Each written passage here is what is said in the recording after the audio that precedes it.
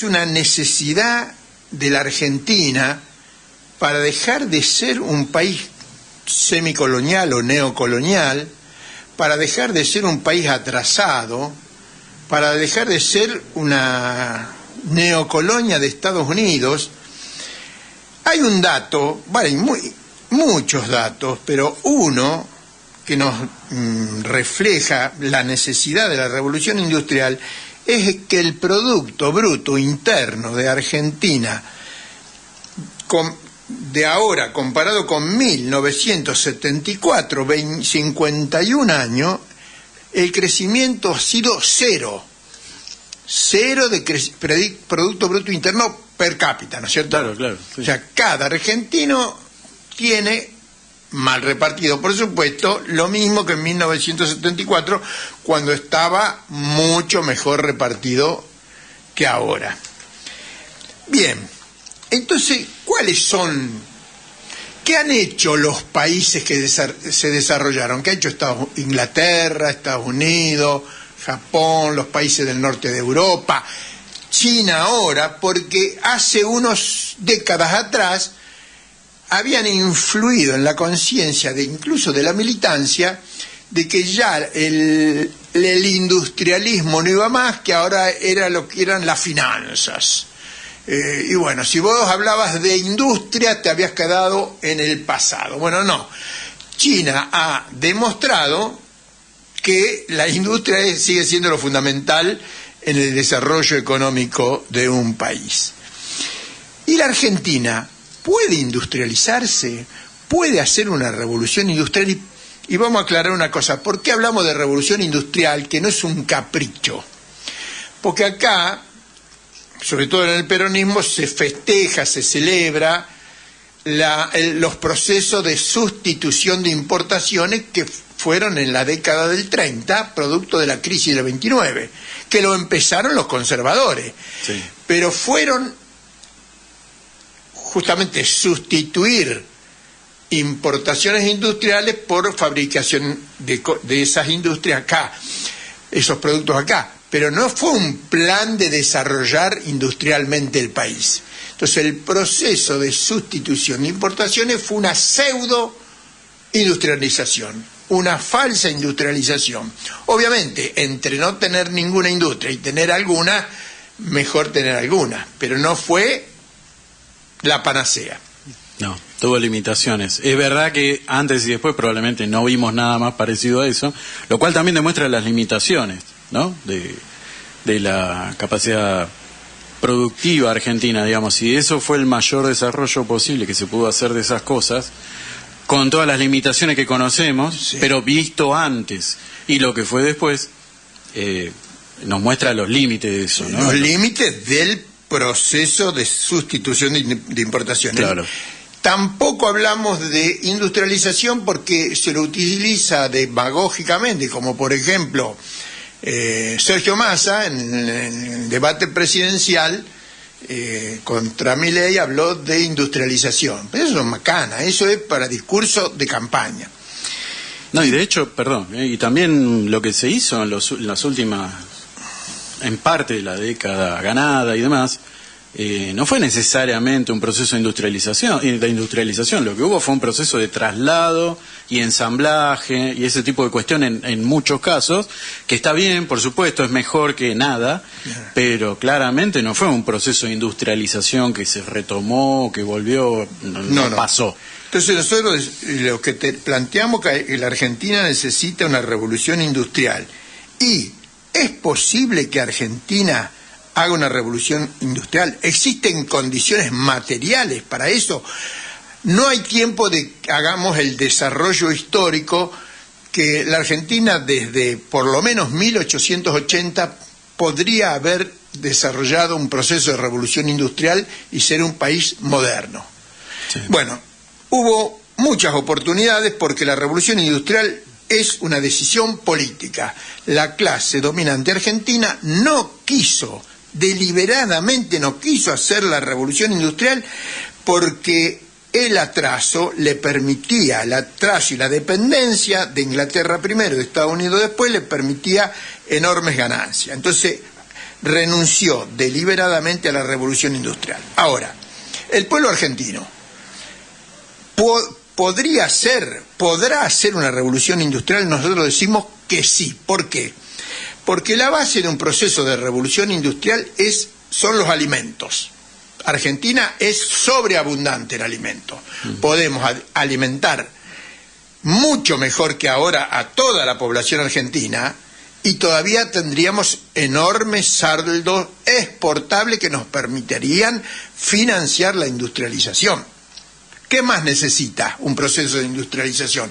Materias primas. Bueno, no hay duda que Argentina es un país extenso, con todas las regiones, por lo tanto tiene materias primas, minerales, madera, bueno, etcétera. Materias primas en abundancia. De hecho, el tema commodities, como se llama ahora también a todo esto, es gran parte del capital, precisamente de los ingresos que genera la economía actual.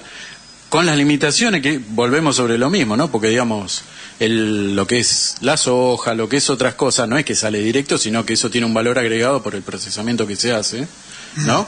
Y así todo eso sigue rindiendo, con todas las limitaciones del caso. Digo, si pensásemos en eso, en todos los planos productivos, tanto alimentario, digo, como también de otras materias primas, como vos mencionabas, bueno, volaría. Volviendo, entonces, alimentos, materias primas y energía son las tres insumos básicos de un proceso de revolución industrial.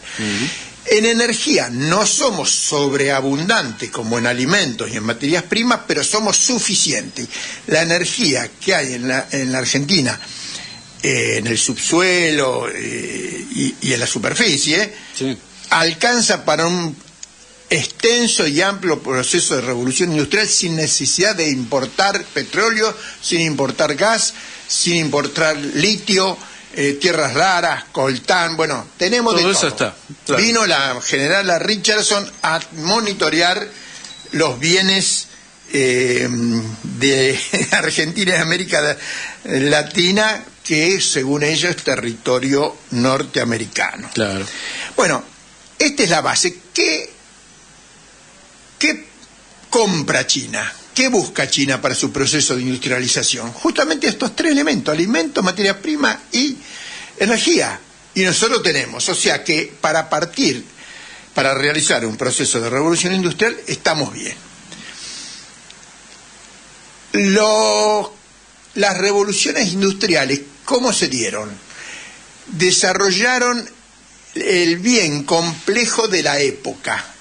Hace 200 años atrás, el bien complejo de la época era la industria textil.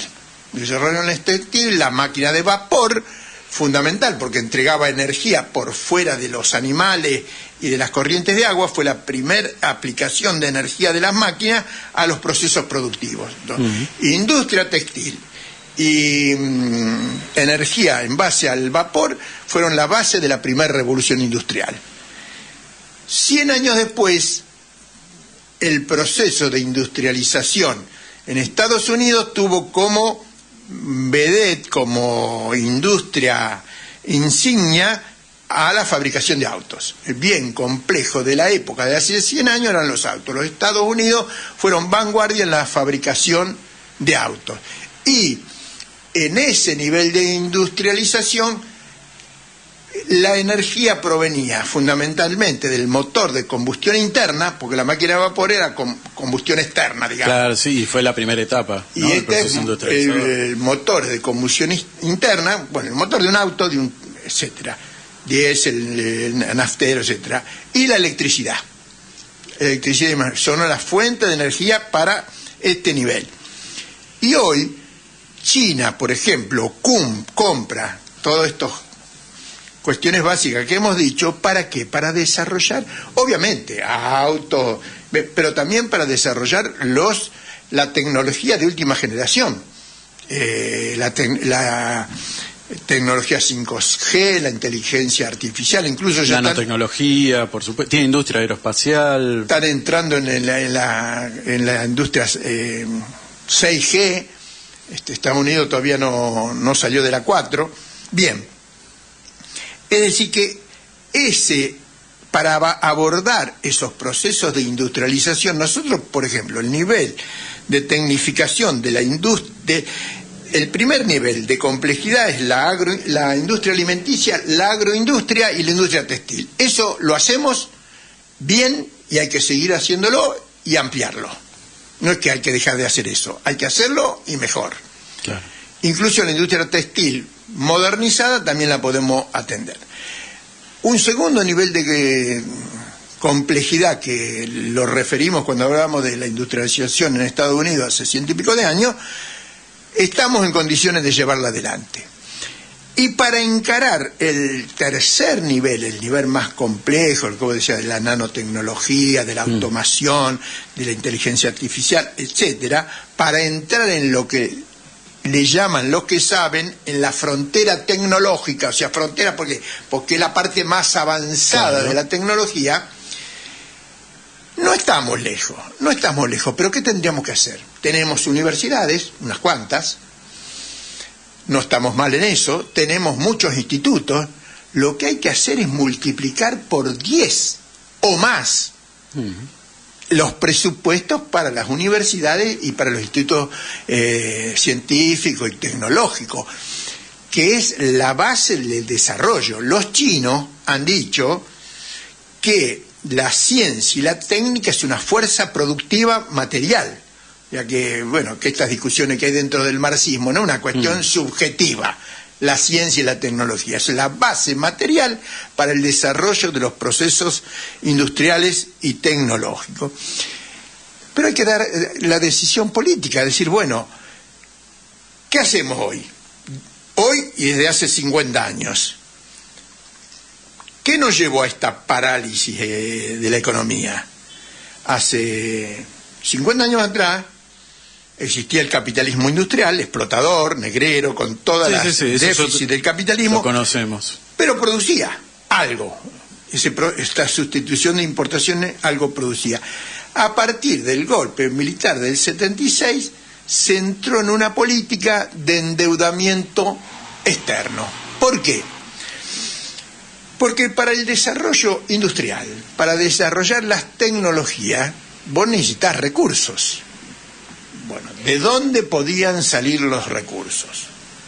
En el caso de la Argentina, que tenía amplias ventajas comparativas para el desarrollo de la producción alimentaria, pero además la burguesía agraria argentina, la gran burguesía, hay que reconocerle que los tipos invirtieron y desarrollaron técnicas para aumentar la productividad del campo. Y la Argentina produce a los niveles más avanzados de la producción de la tierra en este momento. Sí.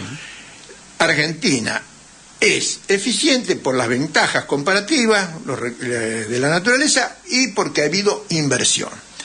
Entonces, ese sector que está más desarrollado, que tiene más posibilidades, en un proyecto de país, tiene que aportar al desarrollo del otro sector, del sector industrial.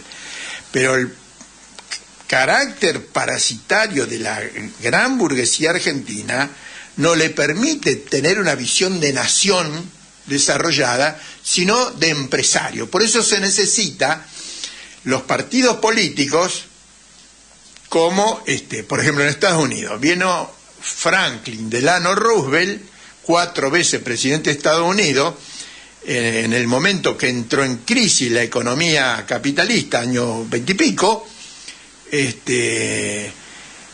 y tomó la economía de Keynes digamos, intervenir, que el Estado interviniera en la economía, y bueno, se había producido la crisis del 29, nadie trabajaba, plantemos árboles, venían uno y se había que plantar árboles y otro atrás venía talándolo para que después los plantaran de nuevo, no importa, había que reactivar la economía. Entonces Roosevelt en Estados Unidos y Keynes en Inglaterra plantearon, por eso le tiene tanto odio Milei a esto, porque no es que no eran capitalistas, eran recontracapitalistas. Salvaron al capitalismo. Exacto, es que son el capitalismo que hace que funcione, el capitalismo de alguna manera. Claro, ¿no? De la debacle del liberalismo. Claro. Ahora, ¿qué vino? El neoliberalismo, que vino a suplantar el keynesianismo y el New Deal de Roosevelt, y bueno, hicieron esto. No solo que la Argentina es un país que no se desarrolló, sino llevaron al retroceso extraordinario de Estados Unidos. Estados Unidos, producto del neoliberalismo y de la globalización, perdió la carrera tecnológica con China. Y hoy Trump, a los golpes, a las trompadas, quiere ver si tiene todavía alguna posibilidad de reactivar la economía. Bueno, entonces, tenemos materias primas, tenemos alimentos, tenemos energía, tenemos posibilidades desde el punto de vista tecnológico. El eje, la vedette, el centro del proceso de industrialización en la Argentina es la inversión en ciencia y tecnología. Y no es que partimos de cero, sino que partimos de un nivel educativo y científico y técnico aceptable, digamos, que podemos... Todavía, ¿no? Que vienen destruyendo. Ahora, punto siguiente. Para poder dar este paso tenemos que terminar con la política del endeudamiento externo. 4 veces quebró la economía, en estos 50 años quebró la economía en base al endeudamiento externo con la dictadura militar, con Menem de la Rúa, con Macri, con Macri. Claro. Y ahora una vez más. Y una vez más porque ellos lo quieren presentar como que es una etapa del plan económico, lo que es falso. Recurrir al prestamista de última instancia, al Fondo Monetario Internacional, es una demostración, es la mejor demostración del fracaso estrepitoso del neoliberalismo austríaco de Milei, que no se aplicó en ningún país del mundo. De hecho, tengo entendido que para muchos economistas Argentina es un experimento permanente. Lo toman siempre como un ejemplo de fracaso de todas las políticas neoliberales que se intentaron aplicar y no importa, en 3, 4, 5 años colapsa. Y acá estamos, una vez más, en la misma. No me quiero ir a cosas que decimos siempre, pero bueno. Entonces hay que cortar de raíz con el endeudamiento externo y pasar al ahorro interno. ¿De dónde? ¿Hay posibilidades de ahorro interno? Sí, y muchas. Casi el 50% del Producto Bruto Interno de la Argentina, chico, mediano, grande, chico a esta altura del partido, pero la mitad del Producto Bruto se va en gasto improductivo. Es como si se tirara a un pozo. Sí. ¿En qué se va? En fuga al exterior, que ahora este gobierno, con estos acuerdos con Estados Unidos, ha potenciado la fuga al exterior, han hecho el centro de la economía argentina el contado con liquidación, que el contado con liquidación es el instrumento por el cual las divisas se van al extranjero. Entonces te vamos a prestar todo lo que necesites, le dijo Estados Unidos, para que siga haciendo lo mismo. Bueno. Es que funciona así, como timba. Eso es lo que hay que terminar financiero argentino. Con la fuga al exterior, hay que terminar con la deuda externa. Te dicen la izquierda recontra izquierda, no pago de la deuda. No pago de la deuda, es un favor a Macri, es un favor a Milei, es un favor a todos los estafadores. ¿Cómo no pago? Si eso se la afanaron la guita. Y lo van a seguir haciendo. Lo que hay que hacer es auditarla y blanquear todo eso, ¿no? ¿Quiénes se la afanaron? Claro, ¿quién? ¿Cómo? ¿Dónde está? ¿Y cuánto no pagaron? ¿Y dónde está? Y cuando veamos dónde está, vamos a descubrir que el grueso de lo que de la deuda está en manos de BlackRock, Templeton, Pinco, toda esa que nombra siempre Horacio Robelli acá. Esos son los que se han quedado a través de estos mecanismos, claro, con los valores de la deuda y con el producto del trabajo argentino y de la riqueza de la naturaleza en la Argentina. Entonces, eso de no pagar está muy mal.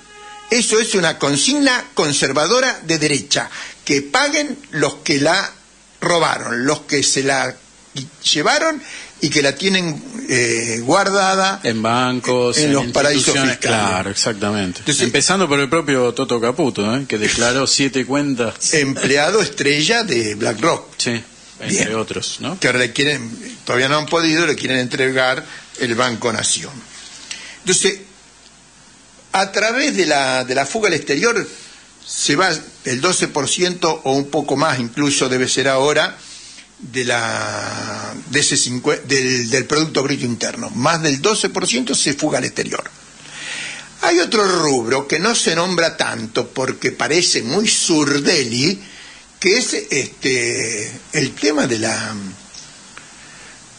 gasto suntuario de la burguesía. Los burgueses argentinos viven igual que los de Estados Unidos, que los de Japón, que los de Europa.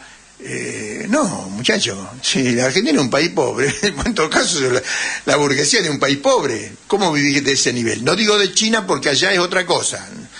Hay capitalistas pero no viven como los de acá. Es totalmente diferente la matriz, claro.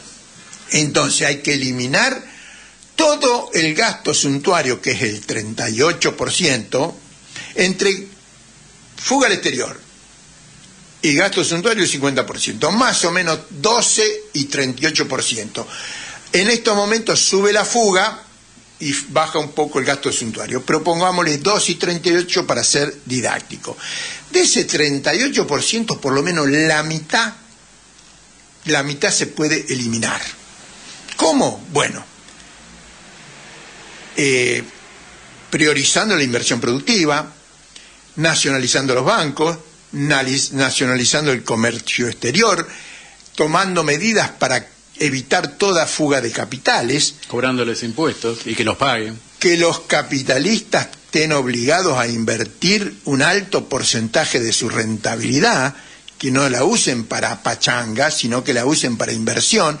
Entonces, eliminando la fuga al exterior, 12%, bajando a la mitad el gasto suntuario, la mitad de 38, 19, 2 y 39 y 19 tenemos 31, más el 13-14% que se invierte en la actualidad, daría alrededor del 45% de inversión productiva y llegaríamos a los niveles que invierte China, la India, los países que más se desarrollan, que más crecen en este momento. Y falta el actor que puede llevar adelante esto. Esto obviamente que no lo puede hacer la burguesía industrial. No, ha demostrado históricamente que no es de su interés, claramente. No lo puede hacer la burguesía agraria, ha demostrado que salvo su sector, a ellos no le interesa el conjunto del país. Los partidos políticos que representan a estos sectores de la burguesía, el PRO, la Libertad retrocede o avanza, como quiera, la estructura del Partido Justicialista, la Unión Cívica Radical, todos esos partidos no pueden llevar adelante este proceso de revolución industrial porque son justamente lo que sostiene el endeudamiento externo. Entonces, ¿quién puede hacer? Y bueno, el pueblo argentino que vive de su trabajo, pero en el sentido amplio. Los obreros ocupados, los obreros desocupados, los cuentapropistas, el cognitariado que me decía el otro día, o sea, los que trabajan remotamente, claro, sí, en los niveles digamos de la... Sí, la cuestión más informática. Claro, tecnológica. Exacto, lo tecnológico, sí. Los campesinos, el almacenero, el cuentapropista, el tallerista, el camionero, los profesionales, me dice el dentista. No nos dejen afuera, y es verdad, él trabaja, él es un trabajador, ¿por qué no? Supuesto, sí. Es un profesional y cumple una función social necesaria. Todo el mundo, este proceso de revolución industrial lo vamos a hacer los que vivimos de nuestro trabajo. Incluso hay que incorporarla a las pequeñas empresas, que en las pequeñas empresas es un burgués pequeño que también trabajan, porque entonces, bueno, que eso represente el 80% del pueblo argentino. Cuando se instale que la solución, o gran parte de la solución de los problemas argentinos, está en el proceso de revolución industrial y bueno, gran parte de la población lo va a apoyar. Y después, para terminar, te dicen, bueno, pero la Argentina tiene pocos habitantes. Es un problema, pero que lo vamos a atender a través de la integración de los pueblos del cono sur, de América del Sur, para tener un mercado mucho más amplio para abaratar la fabricación de los productos de la industria y poder competir a nivel mundial. Bueno, la tarea para salir del atraso, para hacer la independencia nacional y, si queremos, del socialismo, es la revolución industrial, porque el socialismo no es el reparto de la pobreza, sino la explosión de las fuerzas productivas para que, como hemos dicho acá varias veces, como canta la Internacional, que la abundancia de bienes traiga la dicha en los hogares de las familias argentinas. Seguro. Estamos lejos. Pero bueno, es lo que deberíamos empezar a discutir, para empezar, ¿no? Para empezar, claro. Esto es lo mismo. A mí me interesa discutir esto. Y sí, yo, la izquierda no sé qué discute. Seguimos en el coyunturalismo y el aislacionismo, ¿no? Te miran de reojo en la izquierda. Yo veo ahí como diciendo, ¿y qué? Pero si vos agarrá a los chinos, hicieron. Agarrá a los rusos, hicieron. Agarrá a los vietnamitas, hicieron. Cuba, que tiene un país chiquitito, se debate ahí, pero intentando salir del atraso. O sea, lo que han hecho las revoluciones han ido para este lado. Incluso si uno ve lo que está pasando ahora en África, esto ya charlamos alguna vez, países hiper atrasados, pero toda la región de todo lo que es el Sahel, que ahora mismo están ahí, bueno, Burkina Faso y otros países, lo están haciendo de la nada. Estamos hablando de países que no tenían ningún desarrollo industrial y nacionalizaron sus recursos, están haciendo desarrollo de industria local en 2-3 años que está pasando esto.